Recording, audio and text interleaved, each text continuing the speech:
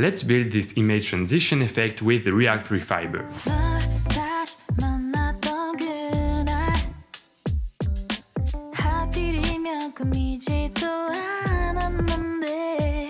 Hi, in this video we'll learn how to reproduce this nice effect using shaders. This time, instead of just showing and explaining how to do it, I will share with you the process I followed to build it.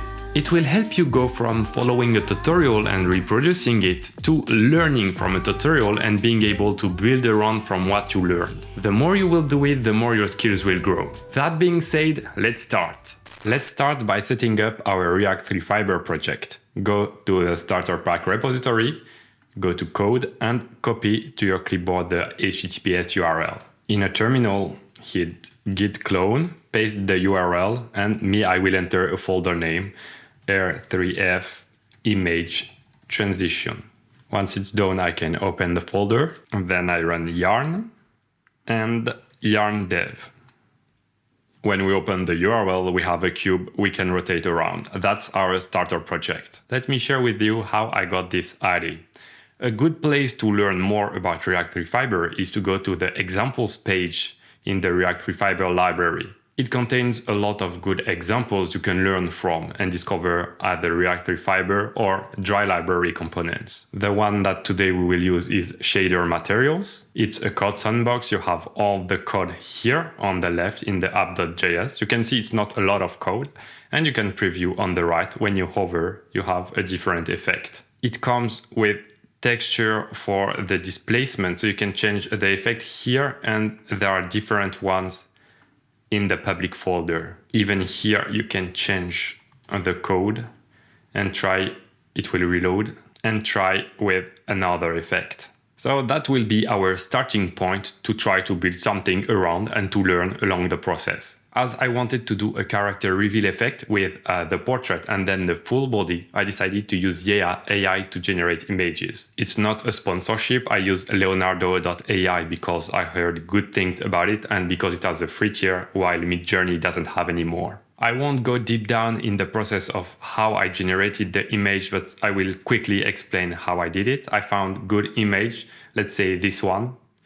I used a copy prompt and generate the image from existing prompts. And generally what I did is I go with a full body before, and then I crop only the portrait, and then I use a different prompt. So it used only the face to generate with the same face, another background and other clothes on the model. Let's copy the image file I generated from the AI. I create in public a folder named textures.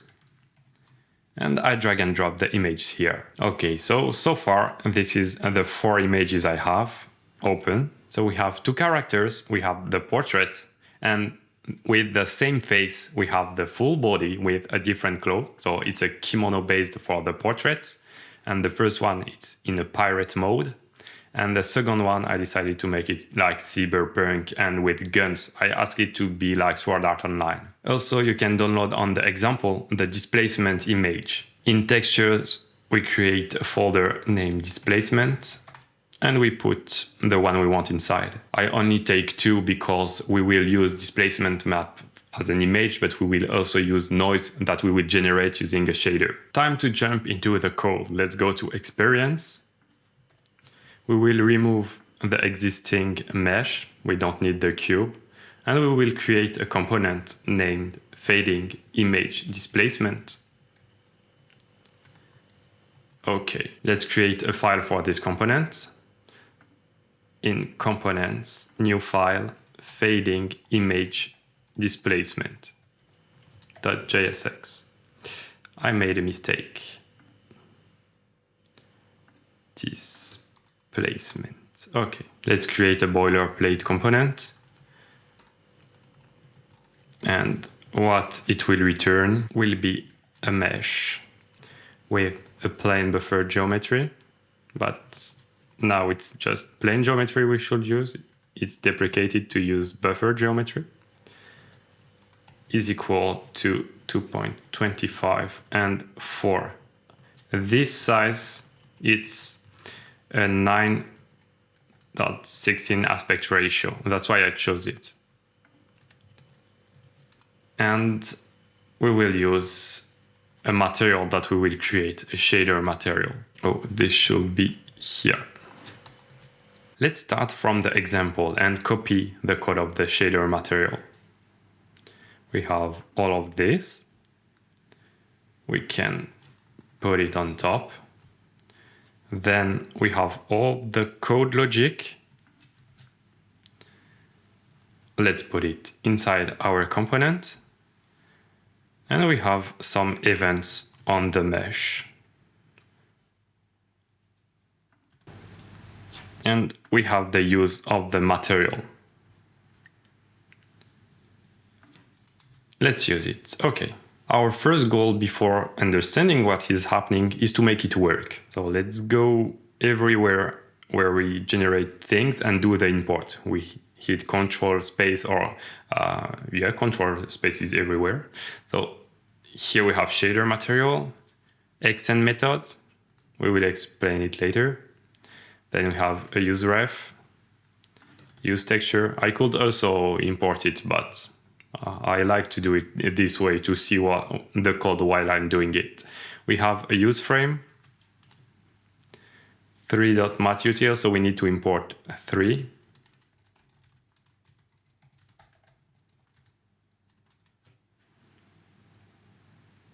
Okay, mesh, then it should be good. Now we can jump to experience and import it.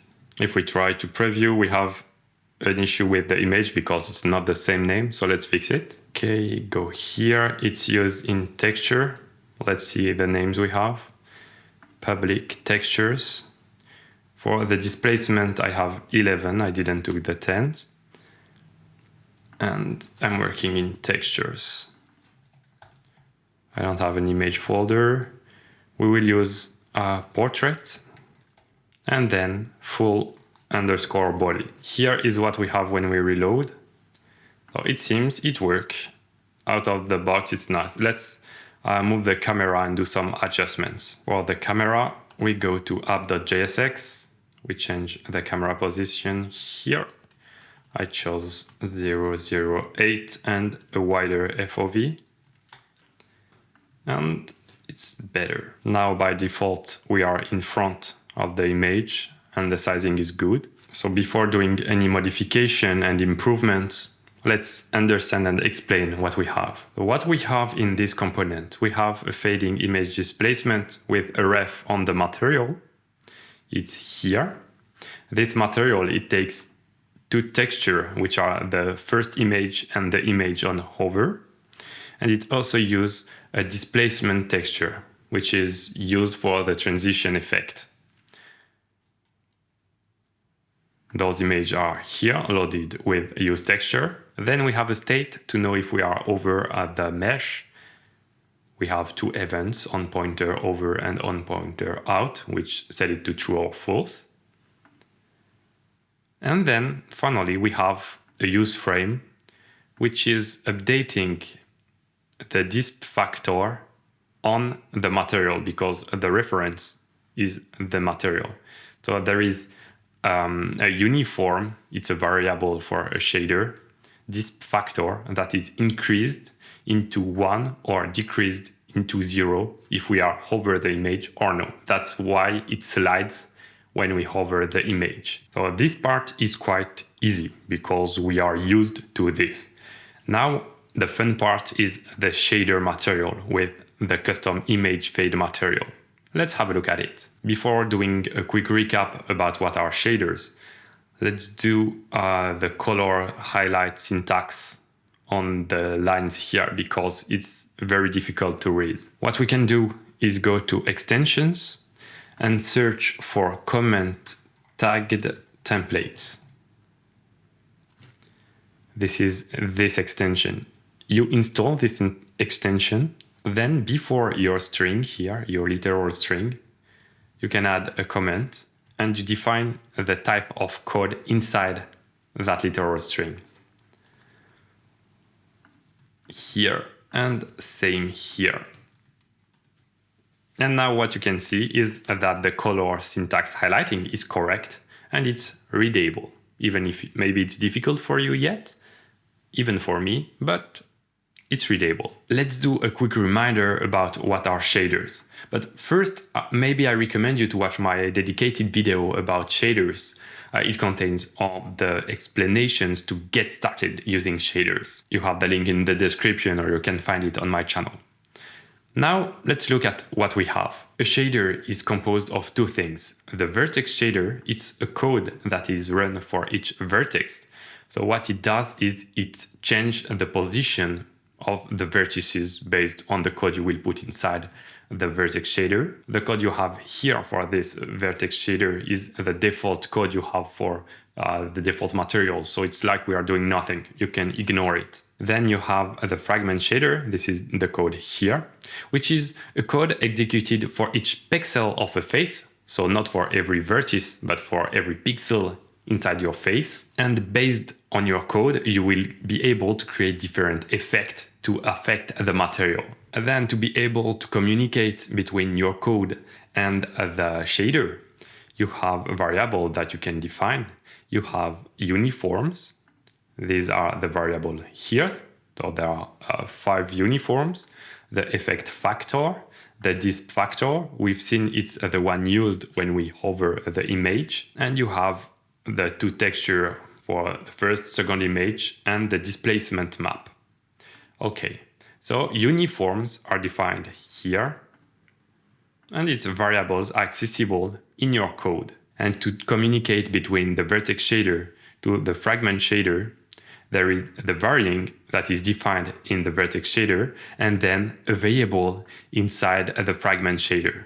Let's have a quick look at the fragment shader code, even if it's not the end goal of this tutorial. It's not to understand shader, it's just to know how to use existing project and build something around it. We have the displacement map load with texture 2D. We have distorted position, which are using the UV to calculate the position altered by the displacement texture. So these are the 2 ones. The first one is to pull the first image, and the second one is also to pull the second image to take place instead of the first one.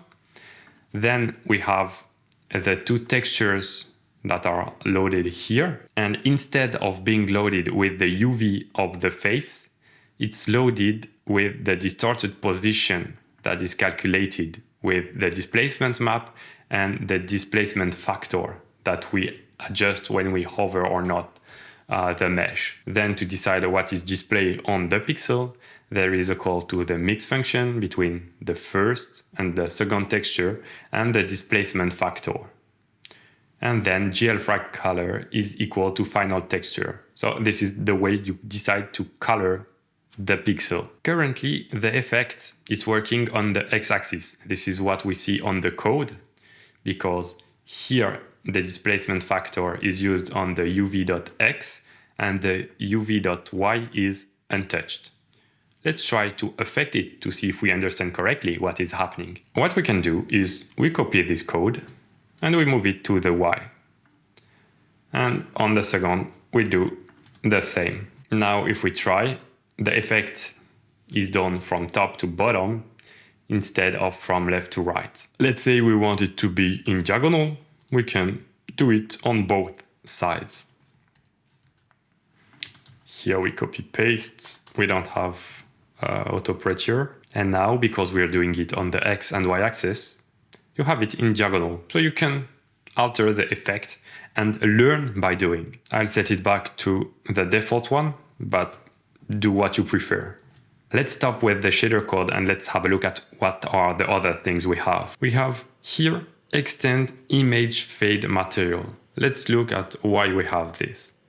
Here we are creating an object named image fade material, but it is a Three.js object, a shader material. But what we are using with the React 3 Fiber are components. And to be able to use components with a React 3 Fiber and to pass props, we need to create a React 3 Fiber compatible components. So what does the extend method do is it takes an uppercase named component and then it will make it available in a lowercase format, as if it was a Three.js existing primitive. This is something that is done by default. For example, we are using plain geometry.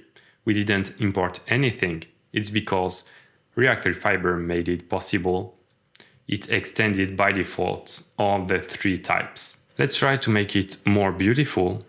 For example, we are using a plain geometry here, which results in sharp edges. What we can do is use the Maath package from the creator of React Fiber, Poimandres. I don't know if the pronunciation is correct. One day I will ask. So how to set up yarn add Maath. Let's open the terminal, run it, restart our development server and close the terminal. And then to have the geometry available, we can import geometry from Maath. And we will also need to extend it to make it available. So the one we want is rounded plane geometry. And it's contained inside geometry dot rounded plane geometry from the library.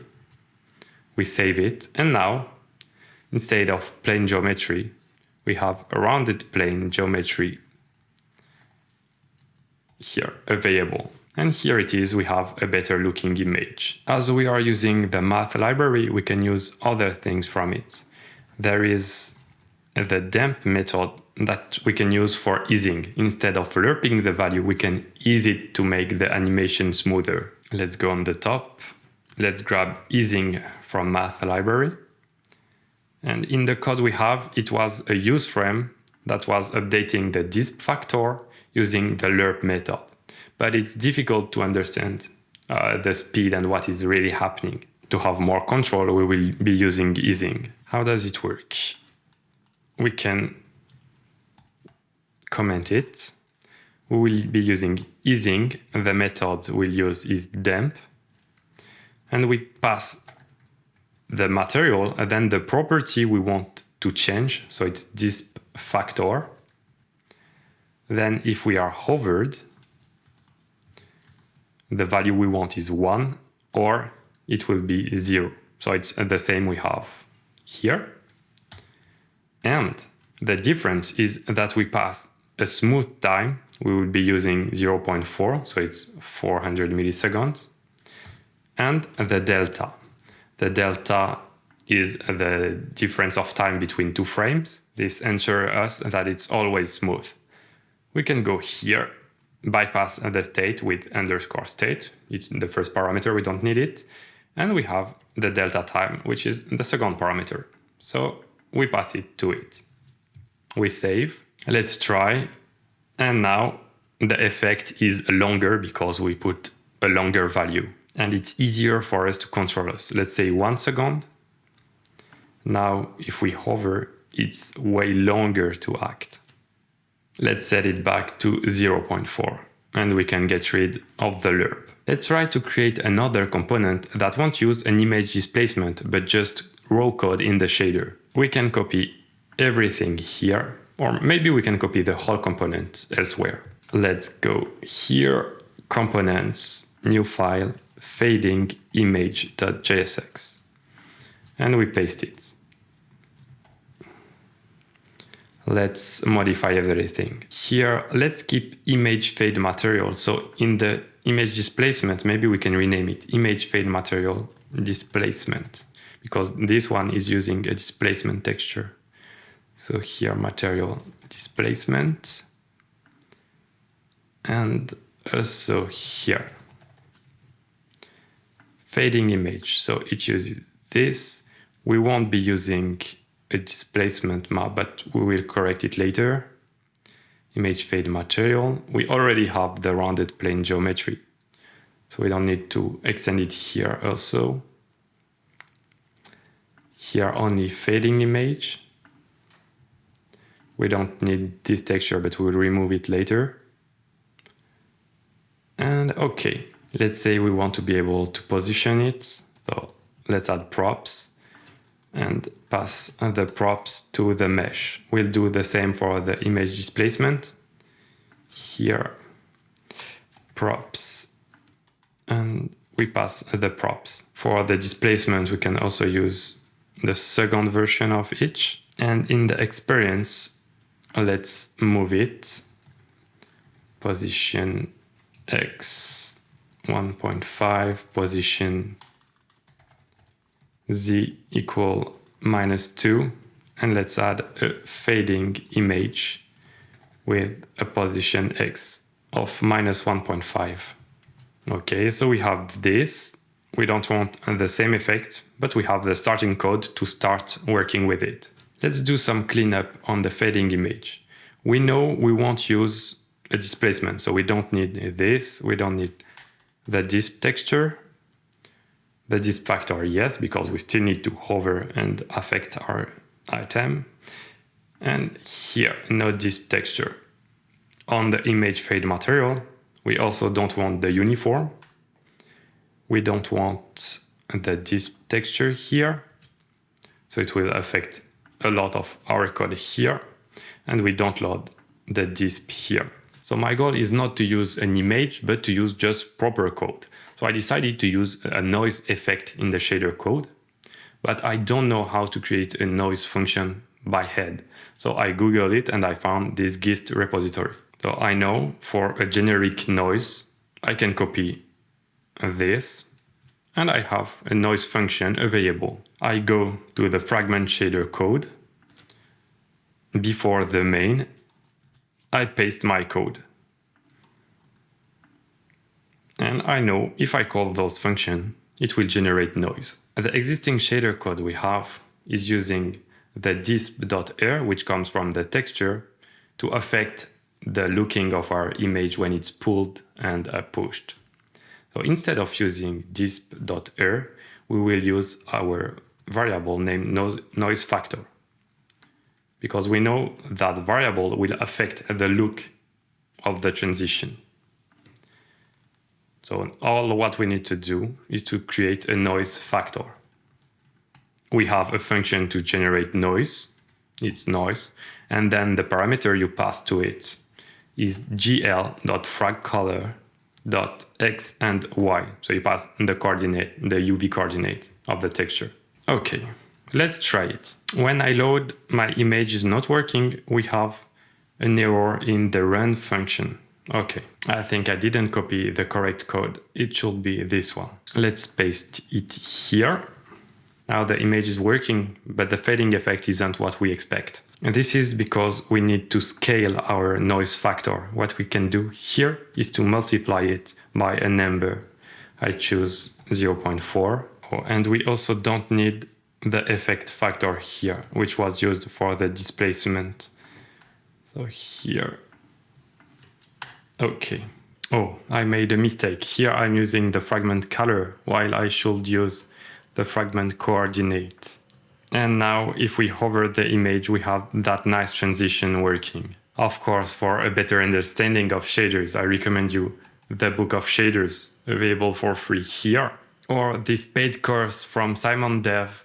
I haven't done it myself, but it looks very promising because it covers all aspects. And I also watch at Simon Dev content on YouTube for free, and it's a very high quality. So I guess his paid course must be terrific. If you still have 1 minute to lose, you can go to image displacement, use the texture number 2, and look at the effect on this image here. Do you recognize this face? Thank you for watching, I hope you enjoyed this video. I'm currently writing a Getting Started with React 3 Fiber paid course. That's why I won't start a big project tutorial for a few weeks. But I will continue small code tutorials like this one and the mesh portal material we had last week. Tell me in the comments what you'd like to see for the next tutorials, and as always, hit the like and subscribe as it really helps the channel grow. If you still have energy and motivation, jump to the next tutorial available here.